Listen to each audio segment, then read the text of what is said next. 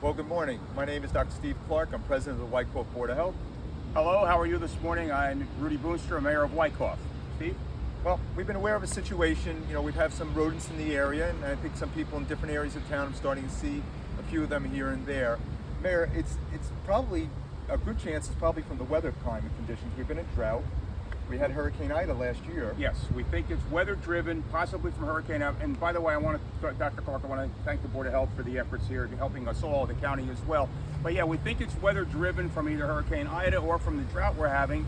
And obviously, rodents look for shelter, water, and food.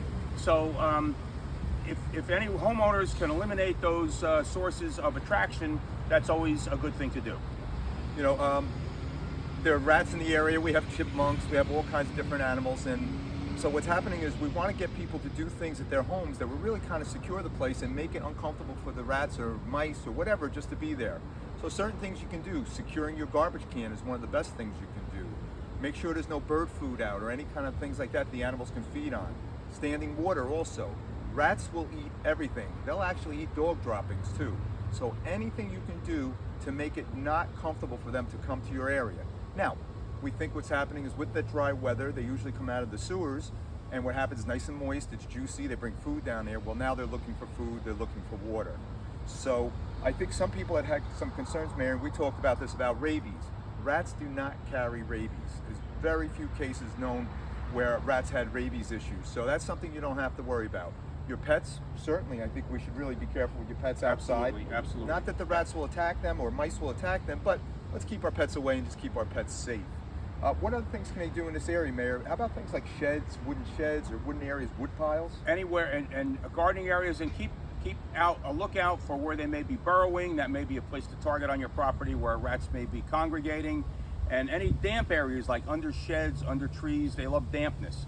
So yeah, just be aware of what we have things going out on our social media, and we're trying to make people aware of what they can do to alleviate the problem. And Mayor, I want to thank you because you called. You said let's walk the areas where there might be some questions, and we've gone door to door to talk to people what kind of issues you're having. It's not only Wyckoff, is that correct? I mean, I know Montclair had a big story on it a few weeks ago. That's correct. It's other areas as well, but of course we're concerned about Wyckoff, and we do seem to have an infestation in one of our areas, and we're going to try to concentrate on that and see if we can do something to alleviate it. Now it's interesting because one house might have one, there might not be any for several houses. They can walk distances. Some had some concerns about the McFall Environmental Center, but you were telling me that they have a pesticide control company. Yes, we've contacted the county and the people who operate the McFall Environmental Center. They have an exterminator who comes twice a month and keeps all their pests under control, and they are pretty sure that the problem is not an out-migration from their site into our neighborhoods. Right.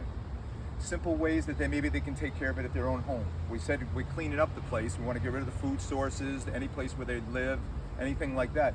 What about anything like traps or poisons? We have to be careful. Yes. We all have cats and dogs and other animals out there. There are traps that are available. The traditional mouse or rat trap is always effective, and it avoids the problem of putting out poison where other friendlier animals or dogs or cats or other pets can get at the poison.